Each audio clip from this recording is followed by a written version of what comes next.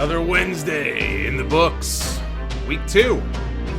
NXT versus AEW. What's up, everybody in the chat?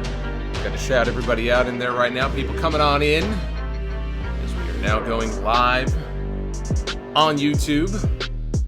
Getting ready to start the review here in just a second as I get myself together here. Gathering my my bearings. Yeah, it's interesting. We had Dynamite on 2 different channels tonight, which I'm going to mention here in a second. I was also watching the baseball game, trying to keep track of what's going on. Even though my Mets are not in the playoffs, they usually they sniff the playoffs. Rare that they actually get into it, but I still follow. Still a baseball fan. But yes, this is your AEW Dynamite review for October 9th, live from Boston, week 2 of the Wednesday Night War. AEW won the first week in the ratings. WWE congratulated, put quote marks around that, congratulated AEW on their big win. I'm sure they did so with their fingers crossed behind their back. And Kevin Smith, this is interesting. I saw this a little bit earlier, and I'm not sure how many of you saw this or not. So I figured I would mention this before we get going here. I laughed out loud when I read this because I'm not really surprised at something like this happening. But Kevin Smith said that he and Jason Mewes, who of course made an appearance on the AEW premiere last week on TNT, their big Jay and Silent Bob, is it a sequel or a reboot? Probably a sequel. Anyway, their movie's coming out soon, I think next week. So they were on, in part to promote the movie, and they did a little thing with Jack Evans and Angelico. Nothing major. They were just sitting at ringside. And Kevin Smith says that they were bumped from the SmackDown premiere on Fox last week because of their appearance on AEW Dynamite. They got a call the next morning saying, "We don't need you anymore for SmackDown on Fox this Friday. You can't come on anymore," is what they supposedly told him. This is according to Kevin Smith. So Jay and Silent Bob, the first casualties of the Wednesday Night War. Like last week, I'm not going to have any NXT spoilers here. I have not seen the show yet. I don't do the whole 2 shows at once thing because I got to be focused. I mean, look, we got a show here with Jim Ross and Tony Schiavone on commentary. I mean, for Tony's voice, if nothing else, I need to hear the commentary. I have to give it my full, undivided attention, so I don't do the 2-in-1 thing. But there are a lot of people who are tuning in right now, I'm sure, who have not watched NXT yet, and so I don't want to give away any spoilers for anybody who may want to watch NXT later on, like I'm going to. So you don't have to worry about any kind of spoilers here, just FYI, I don't do that here on this show. Super Chats are open for those who wish to donate. Thank you to everybody who always supports the podcast. Your support is very much appreciated. You guys are the best. And so they are open for those who wish to donate. This was a show here tonight that was simulcast on both TNT and True TV because they were worried that one of the baseball games might run long. Now, baseball is not usually shown on TNT, but they were worried that they may have to possibly air one of the games or start airing one of the games on TNT if the other one ran long. That didn't happen, but they aired it on True TV anyway. So tonight was the first night that Dynamite was simulcast on 2 different channels live at the same time. So we'll see how that affects the numbers when they come in tomorrow. I guess we'll just combine the 2. I guess that's what people will do. You take the TNT number, take the True TV number, which I can't imagine is going to be that high, and just sandwich the 2 of them together. So let's get into it here. The show opened, and what I thought, by the way, overall was a very good show. It didn't, it wasn't the big premiere last week, but I thought this was a good continuation from last week. They forwarded a whole bunch of stories. They set up a couple of big matches for next week.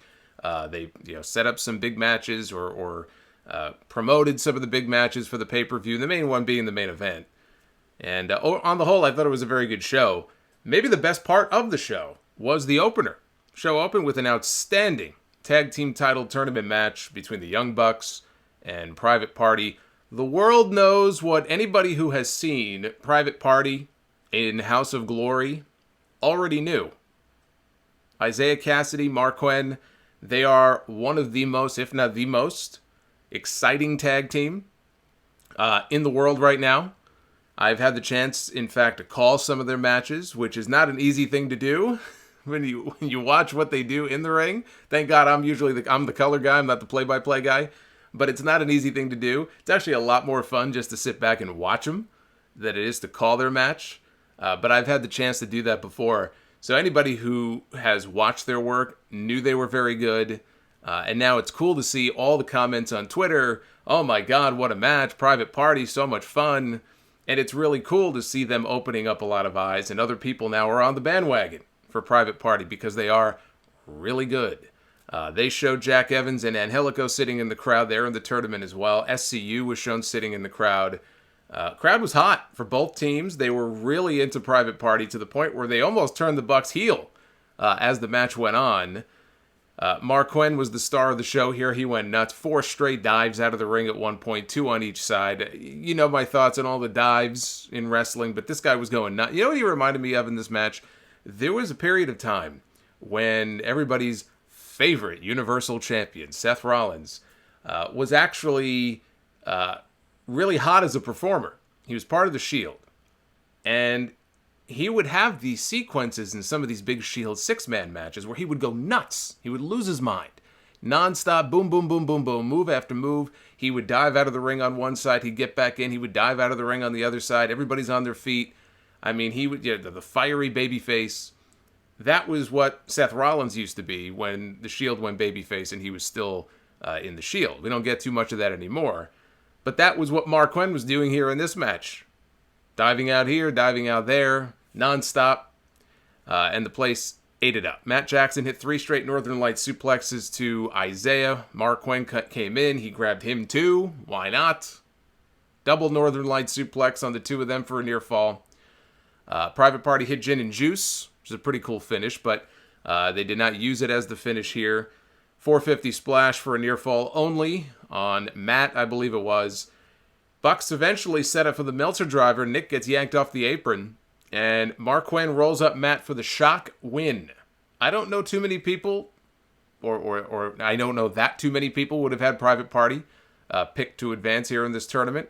I didn't have the Young Bucks winning or anything, but I believe when I gave my predictions, this was many weeks ago, I thought they would probably go to the semifinals. I mean, I have the Luchasaurus and Jungle Boy winning the whole thing, and I'm going to stick to that. I think they should win. I think they're going to win. You know, as hot and as over as Private Party was tonight, I still say Luchasaurus and Jungle Boy is the hottest act in this company, which is kind of weird because we haven't seen them the first 2 weeks. We're 2 weeks into the TV show now. I think they were part of the Dark match special that debuted on YouTube the other day. But here on TNT, these first 2 weeks, no sign of the Jurassic Express, which is kind of weird. But they set up for the Meltzer driver, and as I said, Marquen got the roll-up. Private Party wins, and the Young Bucks are eliminated from the tag team tournament. The Bucks took the win in their first match over the summer at House of Glory when these 2 teams faced off, and so Private Party comes back here when it counts. And they get, I mean, it's got to be the biggest win of their lives. So they get the biggest win of their career here tonight. And they move on to meet the winner of the Lucha Bros and the Jurassic Express. And again, I'm sticking with the Jurassic Express to win the entire thing. If it's me, I'm putting them over at the end of this tournament and I'm putting those titles on them. But this was great. This was fantastic. I mean, what a freaking match this was. Chris Jericho, he came to the ring, flanked by Jake Hager, Sammy Guevara, Santana, and Ortiz for a promo. He's calling his new group the Inner Circle. I thought he would end up going with something like Alpha Club or something with the word Alpha in it. I didn't think he would name his group after the Jamaican reggae band that sang the theme song to Cops, but here we are. I like it. It's not a bad name. He called Sammy a teenage heartthrob and a Spanish god. Sammy Guevara, by the way, if you watched his interview with Chris Van Vliet, I think it was within the last couple months. Unless I'm misremembering, I'm pretty sure in that interview, the funny part about it is I don't think he knows any Spanish. I think he mentioned that in the interview. But here Jericho called him a Spanish god, and Santana and Ortiz, he called them killers, which is accurate. He called Jake Hager Jake Hagar, like Sammy Hagar. I mean, maybe Swagger does pronounce his name that way. I don't know. I'm calling him Hager because that's the way it's spelled, and it just sounds less ridiculous that way. Fans started chanting, "We the People." They love chanting, "We the People." And Jericho cut them off and said, "We the People is dead." He says it sucks. It's dead and buried in the product of bad creative. And the people popped for that line. They chanted AEW. We've gotten some bad creative this week. So that one was well deserved. He called him the toughest MMA fighter in the world, which was quite hilarious. By the way, I have to cut in here.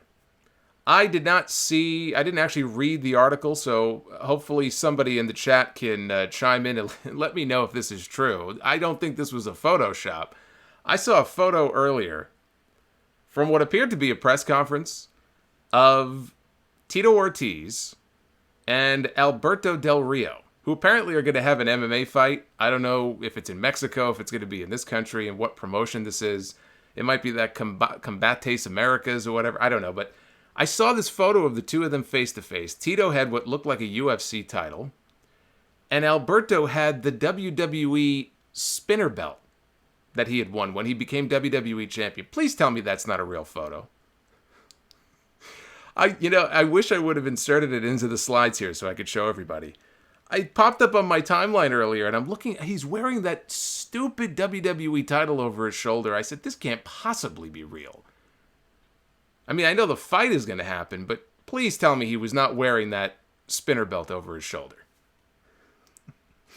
I don't even know what to say. Of all the belts, too, of all the versions of the WWE title, that one? Yeah, so anyway, I'm going to get back to the review here, but you guys will chime in. I'm checking the chat now. I have to know if this is real. Tito versus Alberto's. Yes, I know it's a real fight. I want to know if that photo is real. Please tell me if he was actually wearing that championship over his shoulder.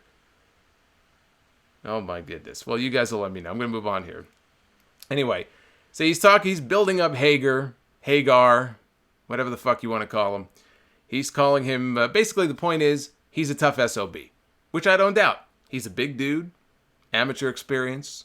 I think he has a couple of MMA fights. I think he technically is undefeated. It's just funny calling him the toughest MMA fighter in the world, but he's healing it up. But the other thing he did, he called last week's Dynamite premiere the biggest premiere in TNT history. Well, I mean, that might be true if TNT was only around for 5 years. I don't believe it was their biggest in history. But Jericho is in full heel mode here. Then he talked about Cody. He said that he doesn't like Cody. He doesn't like Cody's family. He called Dusty Rhodes a jerk. Says he never liked him. He called Dustin a moron. He said he would beat the shit out of Cody. So you can get away with stuff like that when it's TV 14. Although, it is weird. If you think back to last week, when there were chants of... what were they chanting at the end of the show? I don't think they were chanting bullshit. They were chanting maybe asshole or something. And the censors were bleeping it out. And I thought to myself, it's TV 14. People are getting away with saying the word ass and bitch and shit. What are you bleeping this out for? Or am I thinking of something? You know what I'm thinking of? I take that back. No, they didn't bleep it out. I'm thinking of SmackDown.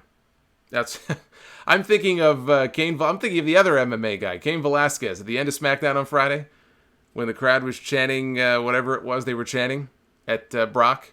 There were these weird audio cuts, and I couldn't figure out if it was a technical issue. And then I kind of figured, okay, it's what they're chanting. But that's Fox, so I'll let them slide on that since that's a broadcast channel. But they can get away with that stuff here on TNT, so that's the cool thing. So he says he's going to beat the shit out of Cody, and then he's going to celebrate with a little bit of the bubbly. And everybody popped. I thought this was a fine promo. Jericho is having the run of his life right now. Now, I've always talked about Jericho in that 2008 phase where he's wearing the suits, and he had that great feud with Shawn Michaels. 6 months this story played out. It was so great. And that was arguably, I would say, if not the best, then one of the top 2 runs that he has had in his career. I don't know. You guys chime in the chat. Where would you put this run? I'd put this run, if not at the top, this has got to be number 1 or number 2. Look at the run that this guy has been on ever since he left WWE. The stuff in New Japan, going to New Japan, having the Wrestle Kingdom match with Kenny Omega, winning the Intercontinental Championship even though he rarely defended it. It's almost like he reinvented himself. He was like this completely different version of Jericho, Brawler Jericho over in Japan. And then to come to AEW and help start this new promotion, he's their first champion. He's got their title. He's got his own group. First time in Chris Jericho's career. I couldn't believe this. When I was thinking about this a few weeks ago, it was pointed out to me, but it's true. This is the first time in, how long has he been around for? 25 years? 30 years? His entire career that Chris Jericho has his own faction. He's part of a faction. And the last time I brought this up, people say, oh, the Un-Americans. I don't think he's officially recognized as a member of the Un-Americans. I don't count the Un-Americans. Jericho was never a member of the Un-Americans. I mean, maybe he was loosely affiliated with them, but he was never a member of the Un-Americans. And I couldn't believe it. I said, wow, you know what? That's true. He was never part of a faction in WWE. He was never part of the NWO or anything like that in WCW. So here he is now, all these years later. He's in his late 40s. Having maybe the best run of his entire career, and for the first time, he's got a group that he's part of. I just can't believe he's been around that long and was never really part of a faction, but now he is. And as far as Hager is concerned, I think if he stays silent in the background like that and just beats up people when needed, that really is the best role for him. He didn't say a word tonight. He just stood there with this kind of wide-eyed, stupid look on his face. And in the main event, he got involved. He got physical in the main event. That, I think, is the perfect role for him. They need to keep him away from the microphone as much as possible. You know, there's a reason why WWE has Paul Heyman with Brock Lesnar. Because when Paul's not around and Brock has to speak, usually it doesn't end well. It's just kind of weird because when he was in UFC and he would do these press conferences, Brock was actually very good as a shit talker. In WWE, not so much. Some guys just aren't great talkers. And maybe it's the fact that they give him material that he has to memorize. And I mean, I just remember that one contract signing segment. This is before Heyman came back in 2012. And it was John Laurinaitis and Brock Lesnar. One of the most god-awful segments you'll ever see. The dialogue that this guy had to memorize and the way he was delivering it. Oh my God. It's no wonder, as the story goes, he went backstage that night into Gorilla and he just took one look at Vince and everybody and he said, call Paul. Because even he knew, I can't do this shit. And then it was after that they brought back Paul Heyman. Some guys just can't. They're just not very good talkers. You know, and I always felt that way about Swagger. It's not his strong suit. So the more quiet he is, the better. We had Darby Allin and Jimmy Havoc, 2 hardcore wrestlers. Well, more so Havoc, but 2 guys I look at as being guys who like to take a lot of punishment, use weapons in their matches. This was as tame of a match as you will ever see, I think, from either of these guys, especially Jimmy Havoc, which I think is the problem with him, if there is a problem. Maybe that's not the right word. But the problem is when you have a guy like that, and you're used to seeing him in these matches where he's using staple guns and thumbtacks and all these different things, and then he has to just have a regular match, it's almost like a letdown because you kind of expect a certain style from him. But Havoc did a suplex to the outside, suplexed Darby Allin over the top out to the floor. That looked like it sucked. Allin did hit a stunner later on. He nailed the coffin drop, which he does not always do, but he nailed the coffin drop. And as such, with this win, he did pick up the win. It will be Darby Allin challenging Chris Jericho for the AEW title next week in Philadelphia. So I think that should be fun. I think that'll be a good showcase for Allin. And, you know, obviously it's going to be a win for Jericho, a win for him going into the Full Gear match with Cody. We had Emi Sakura and Bea Priestley against Britt Baker and Riho. Sakura is the one who trained Riho, so there's the connection there. Priestley's right shoulder was taped up didn't do much here aside from a pull apart at the end after the match with Britt Baker. So she may be wrestling through a legit injury. I don't know what the nature of the injury is. Obviously, it must be shoulder related, but how serious, I don't know. I thought Riho looked good. I thought Emmy looked good here in this match. Again, Bia didn't do much. And, Britt, I don't know. She's fine, but I didn't see anything overly special from her here in this match. Emmy hit a twisting Vader bomb at one point, which was acknowledged by that name. In WWE and in every promotion, they call it a Vader bomb. And Tony Schiavone just thought that was the coolest thing in the world. He said, "Is that what they call it?" He said, "Oh, that's cool." And when I interviewed Tony last year, this is when Tony he was part of MLW, and I had the chance to interview him. I think it was in November of last year. And you can find that interview elsewhere on the YouTube channel. I asked him about Vader. I actually brought up Vader in the interview, and the reason I brought up Vader had just passed away a few months earlier. Vader died in June of last year. I talked to Tony in November, and towards the end, I decided to just ask about Vader. And, unfortunately, we've had a lot of legends who have passed away recently in recent years. And he shared a Vader story. If you want to hear it, again, you can go back and listen to it. But you could tell that he had a fondness for, Leon. He called him by his real name. And that he missed him, and he enjoyed him. He was a nice guy, when he was off camera and all that. So I don't doubt that reaction here from Schiavone was totally genuine. Like, he had no idea that Vader bomb name was still kind of in use. And when he heard it, it made him think of Vader, and he actually was really happy about that. He thought it was really legitimately cool that name was still being used. That was kind of, I don't know how many people picked up on it, but that was a nice moment. Baker won the match for her team with a crossface. Really, it was more of a Rings of Saturn than a pure crossface. Into the mandible claw, she stuck her fingers in Emmy's mouth, clamped down for the tap out. 2019, and the mandible claw is the most dangerous hold in all of wrestling, which is pretty cool. I think that's pretty cool. We got a quick promo with the Best Friends, Beretta, Chucky T. They were in the audience, and they were being interviewed. Sitting behind them was this Orange Cassidy guy. He kind of looks familiar. I can't quite put my finger on it. By the way, the Wi-Fi at this hotel here in Boston is just really crappy. So it's amazing that this stream is working fine. Anyway, let's check out the chat room right now. Just see what we got going on in here. Hello to all the 1,600 plus we have listening live. Let me just check and see if we have any shout outs to read here before we move on. And we got a lot of activity going on here in the chat. A lot of people popping for the Orange Cassidy sighting on the show tonight. Yeah, he's a pretty good guy. I hear he's a nice guy. That's just what I hear. I don't know that firsthand, but that's what I've been told. So then we had Jon Moxley taking on Shawn Spears. Shawn Spears out there with Tully Blanchard still in his corner. I know Tully Blanchard signed on for, I don't know if it's a set number of matches or a set number of months. I think it's a short-term deal. I don't know how long he's going to be around for. Hopefully he'll be around for a while. Pac sat in on commentary for the match. He was very upset. He was very upset that he was being overlooked for opportunities in favor of guys like Jimmy Havoc and Darby Allin.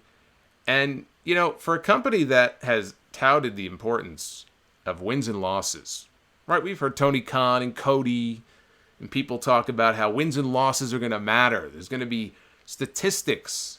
This is going to be a statistics-based product, which we have yet to see. So I'm hoping that they implement something like that, something that you can kind of follow along with, stat-wise. I think that could be fun. But really harping on wins and losses. Well, here's Pac. He's 2-0 so far. He's gotten 2 big wins. I think he makes a great point. So that's how I felt about it. He's telling the truth. He should be the one in the ring with Chris Jericho next week, not Darby Allin.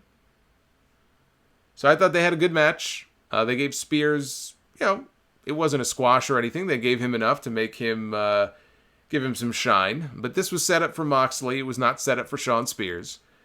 You know, my question is, at what point does Tully get fed up with him losing these matches? Yeah, he lost to Cody. He lost here to Jon Moxley. He has to win at some point. This was not the time for it, but you would have to think at some point he's got to get a win. So Spears, early in the match, hit a Death Valley driver on Moxley into the barricade on the outside. Moxley's head, the back of his head, smacked the floor. Moxley won with the Death Rider, the elevated double arm DDT. Kenny Omega walked out with a broom in one hand, because he's the cleaner, and a baseball bat wrapped in barbed wire in the other. He tossed the bat to Moxley because dumb babyface syndrome lives on in AEW. I mean, there's a fine line between being brave and being stupid. That's just being stupid. Pac ran up from behind Omega, hit him in the back of the head with the point of the steel chair, right in the back of the head. Moxley stood over Omega with the bat, and he dropped the bat, and he walked off. I guess he wasn't in the mood to kill tonight. Chris Jericho and Sammy Guevara in the main event against Hangman Adam Page and Dustin Rhodes. Just skipping ahead, I thought, it was a good match. We had a lion salt attempt by Jericho that got the knees, and Page made a hot tag to Dustin Rhodes. Dustin ran wild for a bit. He hit this big crossbody off the top onto the heels. There was an Adam Page moonsault from the top out to the floor, I believe, on Sammy Guevara. And when he got up to his feet, Jake Hager, who was at ringside, like a bat out of hell, just steamrolled Page with a clothesline. Dustin hit a code red on Jericho for a near fall. Went for Shattered Dreams, hit the snap power slam on Guevara. Hager attacked him from behind. Referee didn't see it. And Jericho hit the Judas Effect, picked up the win for his team. Match ran just shy of 15 minutes. And so the Inner Circle beats down Dustin. Adam Page, he literally just threw a chair right at Jake Hager's face. It came off camera, like it came out of nowhere. He just grabbed a steel chair and just chucked it right at Hager's face. He did get his hands up at least, thank God. Lights went out.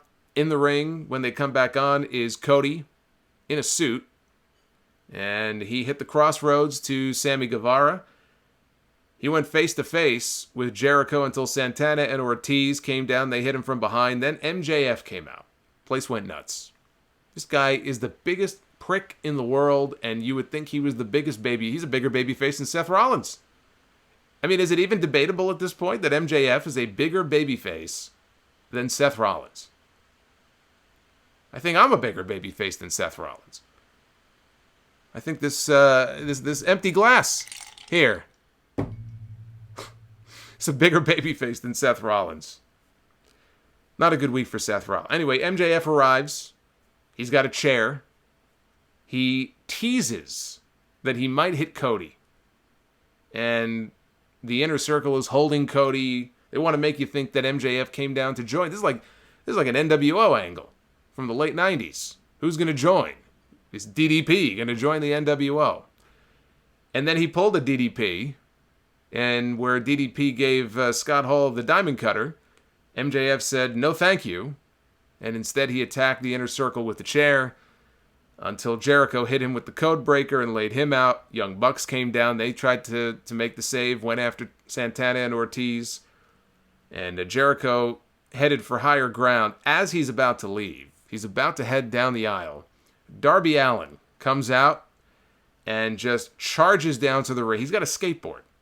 Rides a skateboard out, tackles Jericho, hits Jericho with a skateboard, and that's how they went off the air. I thought that it was a hot angle to end the show. A lot of bodies out there. Good setup for Jericho and Darby next week. And Jericho against Cody at Full Gear. Now from what we saw here, I think the only matches official for the pay-per-view on November 9 are Jericho and Cody and Moxley and Omega. From this here, I would have to think we're probably headed for the Bucks against Santana and Ortiz and Adam Page against Jake Hager. Now, where does MJF fit into all this? I don't know. I said about a month ago, or after All Out, that everything is in prime position for MJF to finally turn on Cody, because you know it's coming. It didn't happen tonight. It would have been stupid for them to blow it off tonight. But you know that it's coming at some point. This guy is too big of a dick not to.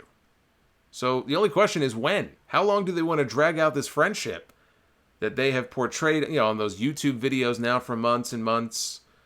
I figure Full Gear is as good a time as any. Cody is this close to winning the championship, and MJF costs Cody the title. And that's how Jericho retains at the pay-per-view. Now, what his logic or explanation is for turning on Cody, I mean, it could be anything. It could be like what Pac was complaining about tonight. Overlooked, for opportunities. You thought I was your friend. What a joke. I mean, they can go any number of directions with it. Maybe he learns that Cody plays Dungeons and Dragons and he can't be friends with him anymore. Any fucking way they want to come up with, they can come up with an explanation. But I still think the turn happens at Full Gear. And he ends up costing Cody the title. So next Wednesday, it's going to be Britt Baker, it was announced, challenging Riho for the AEW Women's Championship. And Chris Jericho defending the AEW World title against Darby Allin. I don't foresee any title changes next week. I think it's way too soon. But we shall see. So let's check out the results so far of the Twitter poll. You can vote. Poll is up right now on my Twitter at Solomonster. It's going to be up for a couple more days if you want to cast your vote. What did you think of AEW Dynamite Week 2 from Boston? So far, we've got just shy of 2,000 votes. 88% thumbs up. 12% thumbs down. Almost the inverse of my Hell in a Cell poll from Sunday night. I believe my Hell in a Cell poll, which had almost 8,000 votes, ended with, I want to say it was 9% thumbs up, and I think 91% thumbs down. So this was almost the inverse. I did not put a poll up. I should start putting polls up for NXT as well. I will start doing that. I would have to think, I haven't watched it yet, but with NXT, I would have to think that the results of that poll would mirror this poll. Wednesday night is just a damn good night for wrestling. So is Tuesday now, with that NWA show, which I'm going to review and talk about on the podcast this Sunday. I thought that was a hell of a show. So let's take some phone calls here. I want to hear from you guys what you thought of Week 2 of AEW on TNT. Take a few calls here. We'll start out with, believe we have Carol in Massachusetts. You're on the air. That's actually my mom's name. That's weird. This is James, actually. Oh. But well, that's different. We're off to a great start. Yeah, I know. It's fine. But yeah, wow. I don't know what it was about AEW, and I know this probably wasn't the best showing that they've had, but something about a nice flowing wrestling show, and it wasn't perfect by any means, but I felt like I enjoyed it so much more. It probably has something to do with the abysmal crap that happened on Sunday, but honest to God, I can't tell you how good it feels to have all these other options with the NWA and Ring of Honor and Impact coming on Access and AEW especially and NXT. It's just it's refreshing in a way. You know what I mean? This is what I needed. Yeah, this is absolutely what I needed. Yeah, no, absolutely, and thank you for the call. I think it's a great time for these other promotions to be popping up and to be on their A game. If ever there was a time for somebody to try to get, the attention of kind of the WWE crowd and say, hey, over here, if you're not really enamored with what you're seeing on Sundays and Mondays and Fridays, come check us out. And some people will disagree with that. Some people will say, oh, WWE, it's all great. There's no problems. Everything is great, like that kid Cody. But there's a lot of disenfranchised people out there, and I think there are fans for the taking. So whether it's NWA or AEW or MLW, it's a great time, I think, for these shows to try to grab a little bit of that audience. So it could not be happening at a better time. Let's go to Albuquerque, New Mexico. You are on the air. Hey, Solomonster. Thanks so much for everything you do for keeping wrestling refreshing.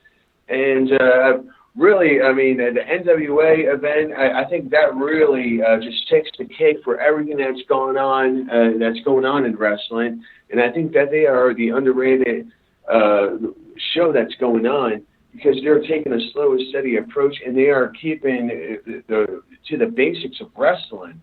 And I mean, that's all the other brands, they're kind of they're following almost a similar mold, and it's without getting into Jim Cornette and whatnot, it's a lot of arcade wrestling, a lot of too much over dramatization, and the thing is, the actors are not that good. And what's going on with NWA is these are wrestlers, and these are passionate individuals, and I think that's the show that we need to be focusing on, because that's where we're going to start seeing a lot of these bigger branches taking their ideas from, I think. What are your thoughts? And I'll take the answer off the line. Thanks so much for everything you do. Well, thank you. I appreciate that. Yeah, no, I think NWA is different enough. I mean, obviously they're taking an old school approach, but when you watch it, and it's only one episode, but when you watch it, it's different enough that I think that's why you use the word refreshing. It's an hour. It's an easy watch. It doesn't overstay its welcome. They have a good roster of guys. It's a relatively small roster. We're going to see people like Damian Sandow and others pop up in the upcoming weeks, Rock and Roll Express and all that, which is interesting considering they're in their 60s, but they're still going. They're still going. You look, I mean, they're doing indie dates and stuff. It's amazing that they can, there are guys their age or even a little younger than them who are all crippled up and can barely move. So, hey, more power to them. So we're going to see more from them in the upcoming weeks. Again, I'll talk more about it on Sunday. But no, I watched it, and I enjoyed the hell out of it. I just don't know how long they can sustain that for, as far as paying for that kind of production and being on YouTube. If they're making YouTube ad money, I mean, is that going to be enough to float them? I don't know. I know Corgan has some money, but there's no such thing as an infinite amount of money. So I do wonder how long they expect to go on like that for, but what I saw this week was pretty damn cool. Let's check out Chicago, Illinois. We have somebody from the Windy City on the line. Hey, Jason, it's Frankie. Yep, from Chicago. Hey, Frankie, how you doing? Good. So, two things. One, just commenting on the Oh, I think I lost you, Frankie. You're cutting in and out. Hello? Yep, you're there. Can you hear me better? I got okay, you. Sorry about that. That's okay. Sorry about that, Jason. When it comes to the NXT versus AEW aspect of the war, every time I tried to channel surf to watch NXT, nothing about it on the screen kept my interest to stay. I think at some point I saw Killian Dane having a squash match, and it was during the Darby Allin versus Jimmy Havoc match. So, based on my opinion, it held up against AEW. Yep, he cut out again. I couldn't hear the whole question. If you want to try calling back, I couldn't hear the whole question, unfortunately. So it might be faulty line, but let's move on here. We have Pensacola, Florida. Pensacola, are you there? Yeah, I'm here. Who am I talking to? Hey, you're talking to Christopher from Pensacola. Hey, Chris. Hey, I'm sorry. I just called you and I got on real quick, but I just wanted to ask you, with AEW this week, how good I thought it was really well done compared to watching NXT, and I'm a big supporter of NXT. I've always been a big supporter of it with the NXT team and Team EDQ that I do with predictions. But my thing is, with AEW having such a great show this week, can you see them continuing to put on great shows, or do you think at some point they're going to have something where they slip on a banana peel and have a bad show, and that may be a downward spiral for them? Well, they can't. You can't have a great show every single week. I mean, I don't like. I hate this notion that they're gonna hit a week where the show is kind of dull, and all hope is lost. Like WWE, they've had how many years of Raw, how many years of SmackDown? Even I understand not every week is going to be a winner. My issue with Raw lately, for example, is that there's more duds than not. but there's a bigger pool of kind of shows to go back and look and see how they've done. AEW's had 2 shows so far. I don't expect every week is going to be a home run. I would hope that these first, half a dozen shows, they're putting their best foot forward because they're trying to win over an audience right now. They may have won the ratings battle last week when they have 1.4 million, although I saw one commercial tonight where they said 7 million people. I don't know how they're adding that up. They had 1.4 million people watch live. With replays and everything else, they had somewhere between 2 and 2.5 million people watch them last week, which is good. I mean, for a promotion that never had TV before.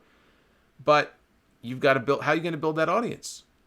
If the ratings go down this week, which I thought they might if they got bumped from TNT because of the baseball game, but they didn't. So we'll see what the numbers are tomorrow. If the audience slides, then what does that mean?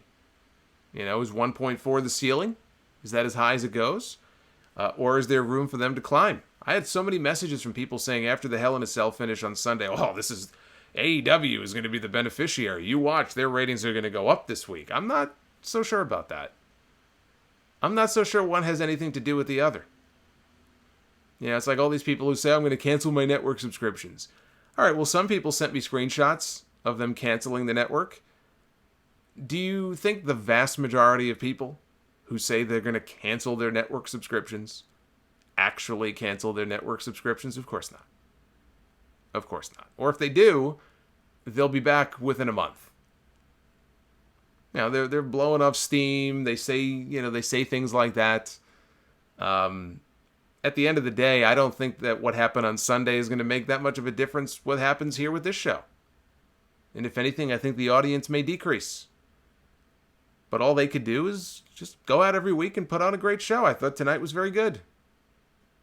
So do the same thing next week. We've got 2 championship matches on tap. They're building to their next pay-per-view. So we'll see how they do. 4 weeks in, 5 weeks in, 6 weeks in, after Full Gear, then we'll have a better sense. I don't know when their next pay-per-view is going to be after November 9th. That could be their last pay-per-view of the year. They're not having pay-per-views every single month like WWE. So I don't know if the next one's in January. I don't know if the next one's in February. I like the fact that they won't have shows every month. It gives them more time to kind of build to them. But they may hit a point where the shows get kind of dull. We'll see. But we're only 2 weeks in, so it's impossible to say. Let's go to Clearfield, Pennsylvania. Hey, Solomonster, how you doing? I'm doing well. How are you? Who am I speaking with? I'm back. What's your question? I got a question regarding Pac. Obviously, we know he's 2-0 after the wins against Omega and Hangman Page. Would you make a lengthy undefeated streak for Pac and eventually winning the AEW World Championship, or what would you do? I keep him winning for a while when I put the championship on him. I wouldn't put it on him anytime soon. I think Jericho should have a nice run with it of at least a few months. I definitely would not take the title off Jericho anytime soon. I think a guy like Pac and a guy like Shawn Spears, for example, would benefit from having a secondary title. We have a world title. We have the tag team titles, right? The tournament that's ongoing. And we now have a women's champion. What they're missing is a secondary title. And there's time. They don't have to have one immediately. But I think Pac could be the beneficiary of that just because I just don't think it's his time right now. Jericho needs to hold on to that thing for a while. So I would keep him winning. And maybe if they're going to have a tournament and introduce some kind of television title or something like that, he would be a great candidate for it. I think he should win something like that first before he sniffs the world title. Let's go to international caller in Toronto. Hey, Jason, how are you? Good. Is this Paul? Yes, it is. So just calling in, saying it was a great show tonight. I do have one kind of ongoing concern, and it's with Kenny Omega. I'm looking at the main event picture of AEW, and I don't know if there's any opponents that can bring out the best of him in terms of match quality. And I'm wondering, how they're going to address it. And with the Super Junior tournament, with there being no ROH or CMLL New Japan you think that they're one step closer to working together with Harold leaving? Because I think all of his good opponents are honestly there. I hope so. I said this on my show last week. I used the analogy. I said I wish they would just fuck already and get it over with. Because I think it's inevitable these two are going to come together. I don't know, exactly what the holdup is. I don't know if it's this relationship between ROH and New Japan, which doesn't seem like much of a relationship right now. And I don't really see what they get out of it, to be perfectly honest with you. I think the idea of New Japan and AEW forming some kind of alliance or talent exchange makes all the sense in the world. New Japan is trying to increase its footprint here in the U.S. Well, you have this brand new promotion with a whole bunch of guys who spent time in New Japan. And they're on TNT, which is one of the bigger cable stations in the country. So you can have a relationship with Ring of Honor. What's that going to get you? You might have the odd match with some New Japan guys that pops up on Sinclair. But with AEW, if they have access to some of the bigger New Japan stars and they can put them on TNT, that's huge for New Japan. And for AEW, they get access to some of the best wrestlers in the world on their show. New Japan is still a very popular brand. So I think it makes all the sense in the world for them to work together. I hope they work out whatever their differences are. Again, I don't know exactly what the issue is or if it's a whole bunch of different issues. They're going to work together. I'm convinced they're going to work together at some point within the next year. Probably within the next 6 to 8 months. If I had to take a guess. I don't think we're that far off. I just wish they would do it already. What are you waiting for?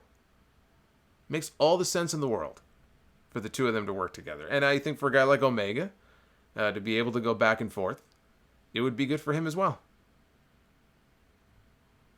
Let's go to Maryland. You're on the air.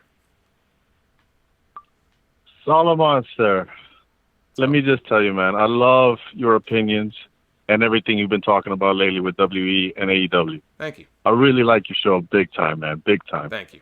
My question is this. I've been noticing in AEW, they bring in a lot of, older wrestlers and WE, rejects. Not rejects, I'm saying WE guys that have been cut. Now, what I'm saying is, do you think they're going to go down the WCW path? Because that's what it's looking like. As far as what, just bringing in all the the mid-card WWE guys? Let's say WE, yes, let's say they cut WE guys WE don't really care for anymore. Some of them are good talent and all that, but some of them are not. And then since they're WE guys, they're like, oh, let's pick these guys up. So then they just pick them up, and it don't matter. They just keep picking up WE guys that have been cut and start to turn it into a WCW, 2000. Yeah, I'd be worried about that. I don't think they're just going to take anybody. I hope not. That's what TNA did. If you got cut from WWE, there was a period of time during the Dixie Carter era where it didn't matter who you were, why you were cut. I think Jeff Hardy was cut. Or maybe no, he didn't get cut, but he left, I think, on his own. But he had the arrest and he had these drug issues. And, TNA had no problem bringing him in because, hey, he's a big name. So we'll bring him in. And there was a period where they would bring almost anybody in if they were from WWE. And the more you do of that, you do kind of get that reputation of, well, let's say if you had a mid-card guy who was, middle of the card in WWE, a middle of the card WWE guy could be a headline guy in Impact Wrestling. So I think AEW has to be very careful. If they bring in a Jake Hager and he just stands there as a bodyguard for Chris Jericho, I got no problem with that. Shawn Spears is a guy who could have done a lot more in WWE. He deserved a chance to go out and, do more than what they did with him. Is it a case where he's not allowed to have a job? He's actually pretty good. He's not a world champion. He's not going to be a world champion, I don't think, but there's no reason they couldn't use a guy like him. I don't know if you want to ascribe a certain number. There's like a quota. We will not go above a certain number of ex-WWE guys. I think you just pick and choose. You can't take everybody. Then you are going to have a reputation as being a place where, like you said, the rejects from WWE, everybody is welcome to just come on in. I think you want to put limits on that. but I don't really have too much of an issue with the people that they've brought in so far. But yes, they have to be very careful of that because it didn't work out too well for TNA. TNA, actually, I will say this about Impact, even though I'm not watching them every week like I did years ago, I hear nothing but good things about their roster. I hear very positive things generally about their pay-per-view events that they do every couple of months or every few months. And I think it's largely right now, correct me if I'm wrong, it's largely with a roster of their own talent that they've built up. I mean, some guys have come over from like Lucha Underground and stuff, but it's basically a roster that's not made up of just former WWE guys. And they've really done a good job of taking people like that and building them up and creating their own roster with Sami Callihan and Brian Cage, people like that, Tessa Blanchard, who could easily be on the main roster in WWE right now, and if she was, she'd be one of the best women they have. And so they should be lucky to have somebody like her instead of WWE having her. So I will give them credit for that. It's in a lot of ways it's like night and day. It's just a shame that they have no buzz. There's just, with Impact and even more so lately Ring of Honor, nobody is talking about them. Everyone's talking, if they're not talking about WWE or something negative that WWE is doing or even something positive that WWE is doing, you've got the Wednesday Night War, AEW, NXT, now NWA is here. All of a sudden, NWA came out of nowhere. NWA's been building for a long time. Nobody was talking about it. All of a sudden, they have one show. And they're the belle of the ball. Everybody's like, holy shit. Where did this come from? MLW. MLW has a good product. It's only so many hours in the week. Like in my case, there's only so many things that I can watch and review on my show. So that's the one kind of shame about Impact right now. For all the good things I hear about it, nobody's talking about them. Let's take a couple more, and then we will wrap up here. I think we got William on the line. Hi, Jason. It's Will from Massillon, Ohio. How are you doing tonight? I'm doing good, Will. How are you? Doing pretty great myself on this Wednesday of wrestling. I'm loving it. What'd you think of the show? Oh, I thought they were great, both AEW and NXT. I got to say, watching the opening matches for both with Young Bucks and Private Party, and also Gulak and Rush on NXT at the same time, it's really refreshing to have two products that are pretty much at the top of their game, not WWE-wise, but NXT for that matter. Yeah, no, it's amazing how Wednesday has turned into the must-see night for wrestling, and in a lot of ways, Monday has turned into the miss it and you don't miss much kind of night, which is hopefully that will change soon. But I think Wednesday is easily the must-see night right now for wrestling.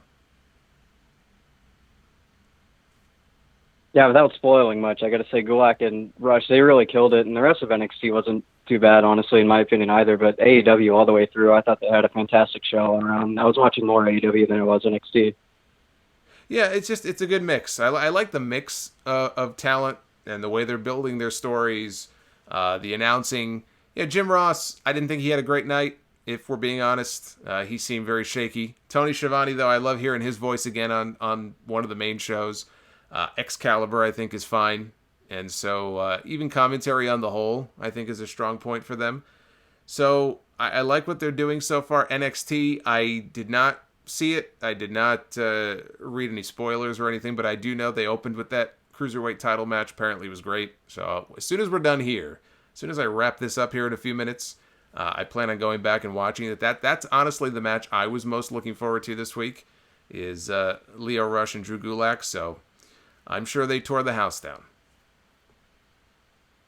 Indeed they did. Thank you for taking my call. Thank you. All right, we'll take one more and then have a quick note here, and we'll wrap it up. Let's go to Silsbee, Texas, the home of, I believe it's Silsbee. I hope is it Silsbee or Beaumont? I know we have somebody in Texas on the line. Yeah, it's me, Joseph, from Silsbee, Texas. I currently just moved to Beaumont. Okay, see, that's where the confusion was. So yeah. Let's just say we have a caller from Texas on the line. Yeah, there we go. There we go. Okay, yeah. Well, first, Let me first just say happy late birthday. Happy late birthday. I was you. at work, didn't have time to do that. I have a two-parter, and I know you're trying to wrap it up, so I'm going to kind of make it kind of fast. I don't know if I wasn't paying attention with AEW and stuff, but I don't think I've heard of a secondary title. And I'm just curious, if I'm not sure if they have one, but if they did have one, who do you think should be the first person to win it? And also with, how AEW and WWE and NWA is, I don't know if it's just me, that's what I'm asking you. Do you get this kind of a late 90s? Of course, wrestling's never going to be as hot as it was in 97 and anything like that, but do you get this kind of vibe because you got to think about, you got WWE and AEW on Wednesday going against each other, and then you kind of got NWA on the outskirts, which is kind of like how it was back in the day when you had WWE versus WCW, and, ECW was kind of on the outskirts because, I remember back in those times, in this area, we had to be up at like 2 a.m. to get ECW. So I was just saying, do you kind of get that vibe with what's going on with the surge of wrestling right now? Yeah, I do. The thing is, I did an interview the other day, and somebody asked me the question. They said, AEW did 1.4 million last week, and that's okay. But do you ever see wrestling getting back to the level of popularity and the numbers that we saw 20 years ago? Like, there's a lot of momentum right now with AEW, and do you think that, the combined audiences, do you think we can get back to that level one day? And my answer was no. I don't. I don't think we will ever get back to that. Ever. I mean, ever is a long time, but that's how I feel. Because you had so many people watching wrestling back then who were casual, who just thought wrestling was cool. And that's the thing. There's more wrestling now than ever before. And there's more access to wrestling now on TV and YouTube and all that than ever before. Than even 20 or 30 years ago. Wrestling now is not cool. 20 years ago, wrestling was cool. And wrestling is not cool right now. So you're not going to have all of these people, unless they're diehards, like the people listening to this stream right now. You're not going to get these people to suddenly show up in mass. Oh, well, there's a new promotion on TNT. I better start watching. That's why you didn't have 2 million people or 3 million people watching on TNT on Wednesday last week. It's not like these people are sitting in a cave somewhere looking at their watch saying, oh boy, it's about time. We've been waiting. Like they've been just standing by waiting for 20 years doing nothing else. They've moved on. They had their fill. Wrestling's not cool. Or they matured. They got older. They had kids, whatever. So I don't think we'll ever get back to that point. But that vibe about there being different options on TV at different days of the week, and if you're not getting your fill from this one, you can watch that one. Yeah, we're seeing that now. It's pretty cool. It's cool to have options. It's cool that I'm sitting here doing a stream about something other than WWE. So I think all that's great, but I think we need to be realistic. If you're going to compare it to that, era gone by, and people like to romanticize about that. We had 10 million people a week at its peak watching wrestling on a Monday night between the two shows. 10 million people on some weeks. Never going to see that again. Never going to see that again. So if AEW can float and survive on 1.5 million every week, great. I think that's great. Can the NWA survive on YouTube doing 100,000 views every single week? Long term, probably not. I hope they can find a network. It kind of felt to me like a pilot watching that first episode, and I'm sure they would still love to get on a network. I hope they do. I hope they do. And I hope when they do, I'll still be able to watch it.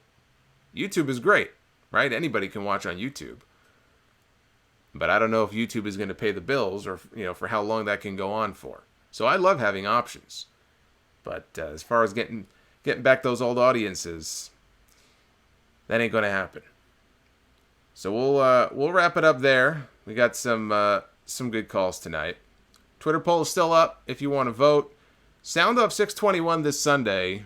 As always, the podcast will drop on all the usual platforms, including Pandora and Spotify. I'll be covering NXT. I'll be covering Night 1 of the WWE Draft, which is coming up this Friday night on SmackDown. We'll talk about that.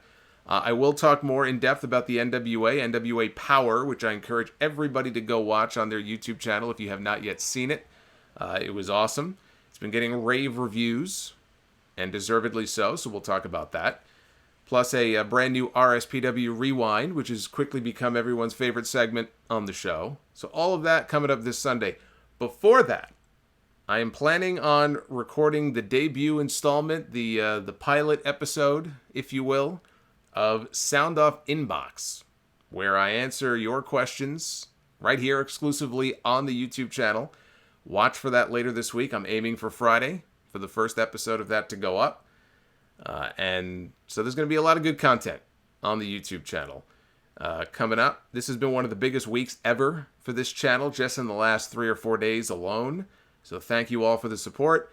Give this video a like if you would be so kind. If you have not already done so, hit that sub button. And I will see you guys back here again very soon. So again, for everybody tuning into the stream tonight, thank you very much. Have yourselves a great rest of the week. A lot of content coming to the channel, so keep it right here.